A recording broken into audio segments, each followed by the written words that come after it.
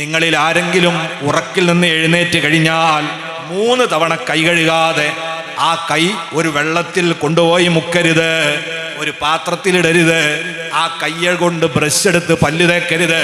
ആ കൈ കൊണ്ട് ഉമ്മമാര് മാവ് കുഴക്കരുത്. കാരണം ഫൈന്നഹു ലാ യദ്രി ഐന ബാത്തത്ത് യദാ, രാത്രി എവിടൊക്കെയാണ് ഈ കൈകൾ വിഹരിച്ച് നടന്നത് അവനറിയില്ല. അതാ നബി തങ്ങൾ പറഞ്ഞു. രാവിലെ ഇറങ്ങിയാൽ ആദ്യം 3 വട്ടം കൈ. നമ്മളൊക്കെ ശ്രദ്ധിക്കണ്ട.